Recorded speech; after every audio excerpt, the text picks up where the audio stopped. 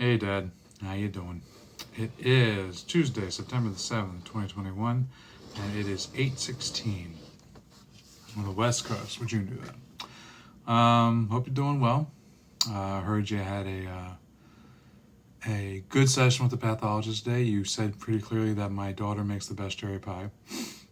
I don't know if Mom told you, but I think that you're invoking sibling rivalry, and you should be more cognizant of that. And if you're going to say that your daughter makes the best cherry pie, you should specify which one, so that at least we know who's not up to snuff. And or you could just lie and say it's me, your son, who has never in fact made you a cherry pie. So it could very well be that I am the best cherry pie maker. We just simply don't know. These are all statements of fact that you should take to heart, and you should, I imagine, proclaim at your highest voice. Good. Now that that's settled, goodbye. Yeah, had a good day. Bit of an unproductive day. Not an unproductive day. I was hoping that we would be more productive, but that does not necessarily mean that we were unproductive. Yeah. So there's 3 more cars that we have to sell, and we want to do it by the end of the week. And we got one today. We got one to the paperwork stage, and we'll get that shipped over tomorrow, and hopefully it'll be sold by Friday. The second car is almost done. I would ballpark it at about 98%. A couple of things to fix up here and there, but usually this is about the time in the process of a car's delivery where something really expensive needs to be replaced. Like we're there. We're right there. Last moment. Let's do the inspection. And this brake unit is leaking profusely. And it's funny what government funds will do for you. And the embarrassing excesses of the American system. Capitalism as a whole, I suppose. But there's very little troubleshooting when it comes to a broken part, and especially if that part is from a vendor. I've seen it as pretty much just common practice. Do you know immediately what's wrong with the part? No. When will you know? Could take some time. How long is some time? Day or two? Why don't you just replace the part? It's usually what happens. You replace the part with a spare that you have, and then I guess you do troubleshooting. It's the most efficient way, but man, if you had to really put together a plan of attack to fix problems, I think we're not as sharp as we once were as a society, and that's completely due to the excesses that we have. But I'm not throwing anybody under the bus. I just think it's the reality of the system right now, and I do think our system is the best. So better to have a system where you have a plenty than a system where you have, I guess, a deficit of things. I don't know. We have a surplus of just about everything, except debt. Except the budget. We earn so much debt. I'm really worried what the American dollar is going to be like in 10 years. We'll see. So the one thing you can say is that both parties will be equally culpable. Maybe one more than the other, but both will be culpable.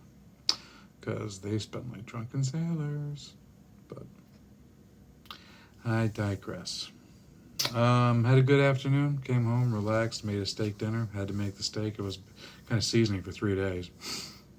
Not by chance, but not on purpose, but just because I had dinner out on Saturday.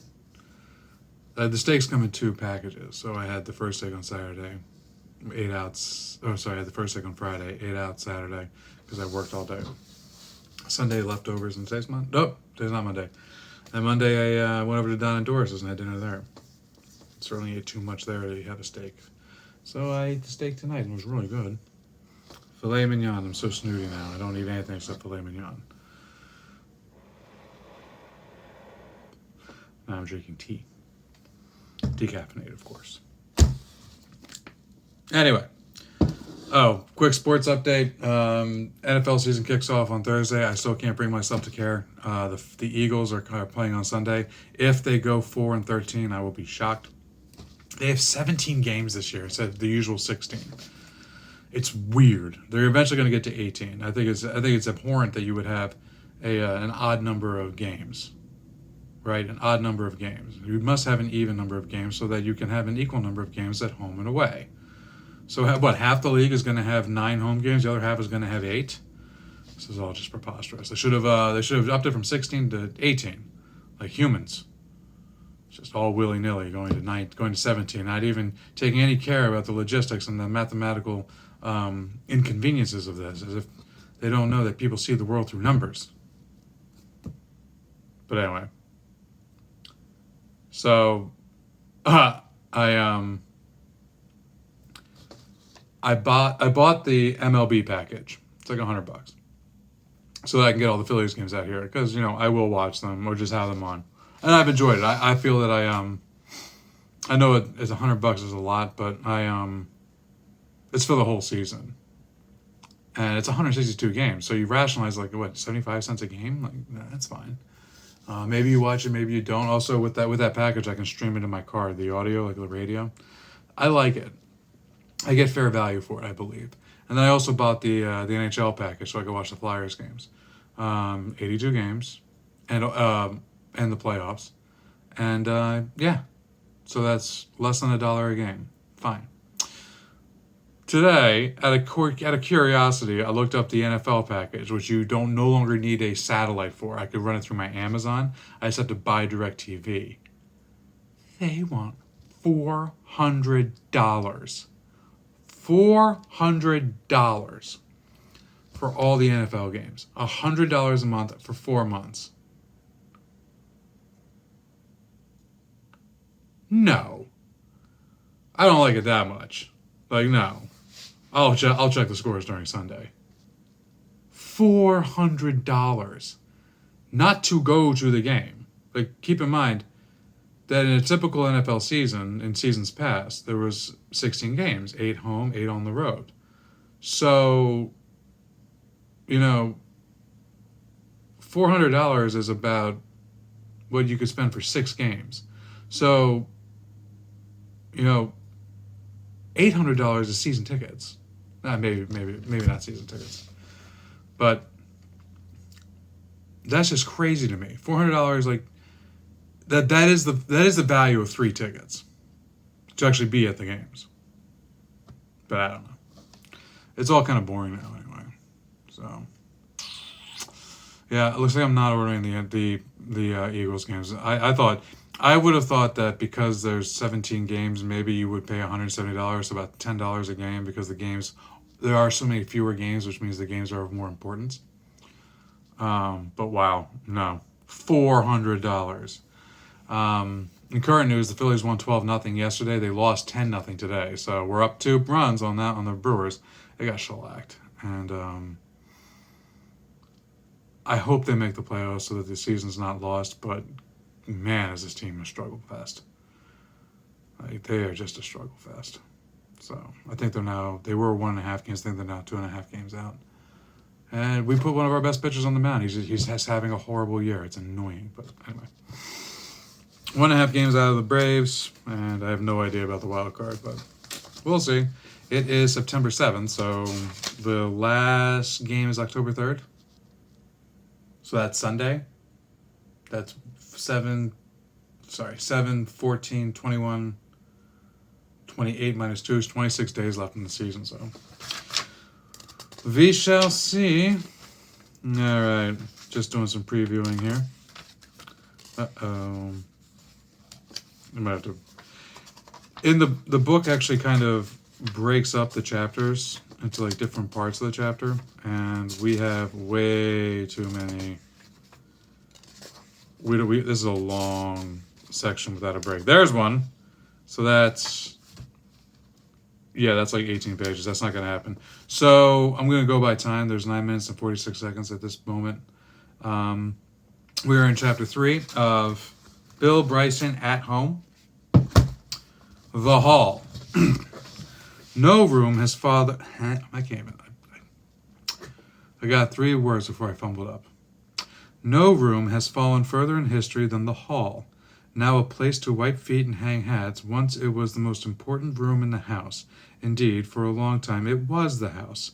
How it came to this curious pass is a story that goes back to the very beginnings of England, at a time 600 years ago, when boatloads of people from mainland Europe came ashore and began, in an entirely mysterious way, to take over.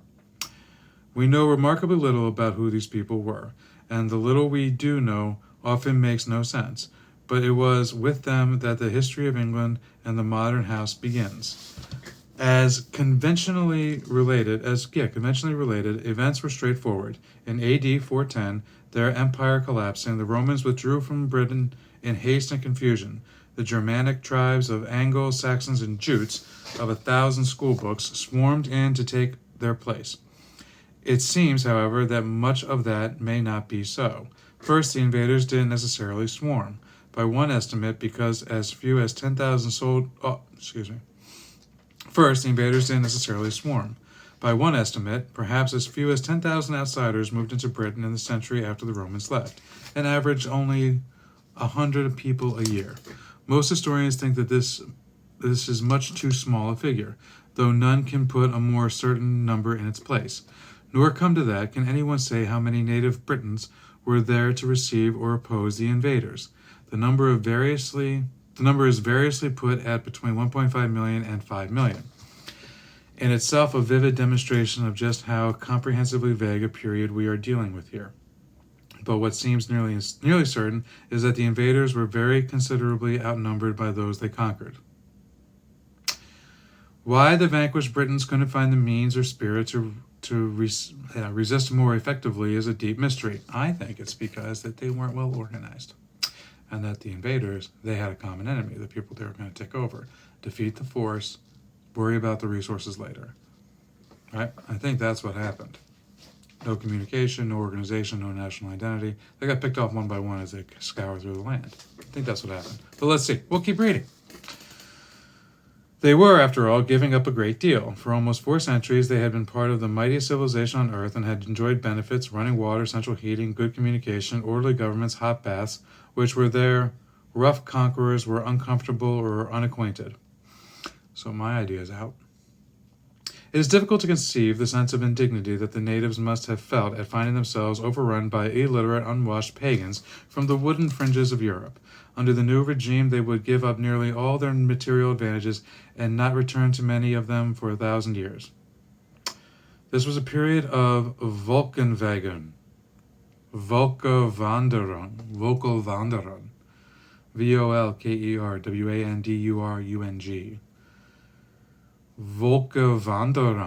the wandering of peoples. When groups all across the ancient world, Huns, Vandals, Goths, Visigoths, okay, I'm not going to do that anymore. The wandering of peoples. When people all across the ancient world, Huns, Vandals, Goths, Visigoths, Ostrogoths, Magyars, Franks, Angles, Saxons, Danes, Alemanni, and more, developed a strange, seemingly unquenchable relentlessness, and Britain's invaders were clearly part of that. The only written account we have to what happened is that left by the monk known as the Venerable Bede, B-E-D-E, who was writing 3 centuries after the fact. It is Bede who tells us that the invading force was made up of Angles, Saxons, and Jutes, but who they were exactly and how they related to one another is unknown. The Jutes are completely mysterious. They are usually presumed to have come from Denmark because of the presence there of the province called Jutland, and a problem pointed out by the historian F.M. Senton is that Jutland got its name long after any Jutes had departed, and naming a territory after people who are no longer there would be an act unusual to the point of uniqueness. In any case, Jutar, the Scandinavian word from which Jutland is derived, doesn't necessarily or even plausibly have anything to do with any group or race. Bede's reference is in fact the only mention of Jutes anywhere, and he never cites them again. Some scholars think that the reference is an interlineation added latter hand anyway, and has nothing to do with Bede at all. Okay. The Angles are only a little less obscure. They do not get mentioned from time to time. They do get mentioned from time to time in Europe texts, so at least we can be confident that they really existed.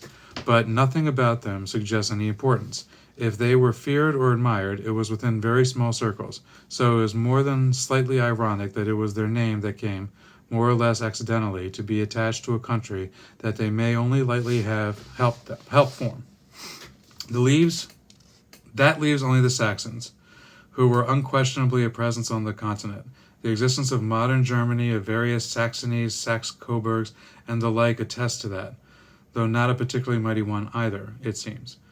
The best Stenton can say for them is that they were, quote, the least obscure, end quote, of the three. Compared with the Goths sacking Rome and the Vandals sweeping over Spain, these were pretty marginal people. Britain, it seems, was conquered by farmers, not warriors.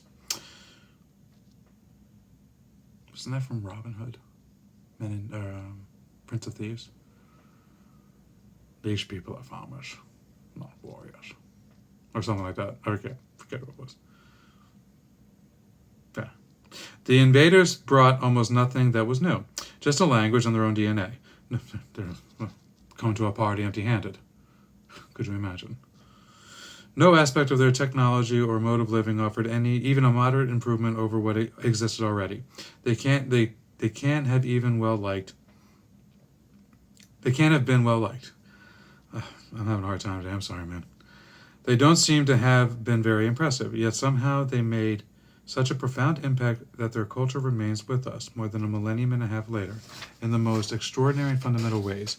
We may know nothing of their beliefs, but we still pay homage to three of their gods, Twi, Woden, and Thor, in the names of our 3 midday weeks, and internally commemorate Woden's life, Frigg, every Friday. Woden's wife. That's quite a line of attachment. They simply obliterated the existing culture. The Romans had been in Britain for 367 years, and the Celts for at least 1,000. Yet now it was as if they had never been.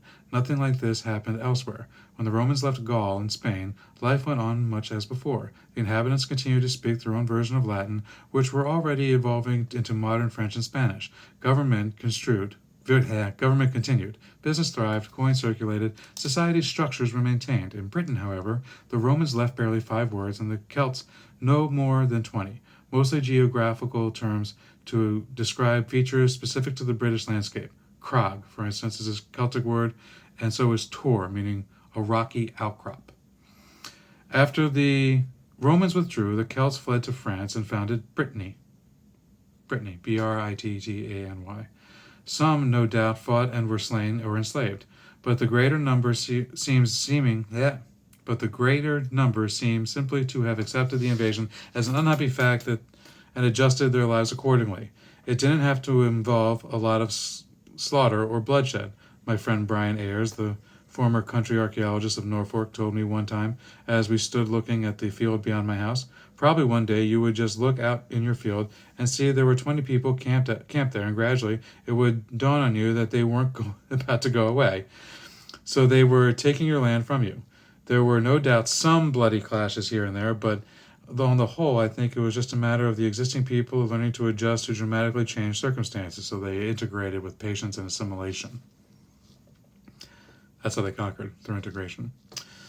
There are various accounts of battles. One in Kraken Ford, a place of uncertain locale, was said to have left 4,000 Britons dead. A legend has, of course, left us tales of the valiant resistance of King Arthur and his men, but legend is all there.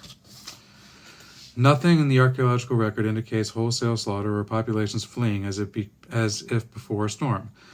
Not only were the invaders not mighty warriors, they weren't even good hunters, as far as can be told. All the archaeologists' evidence. Gosh.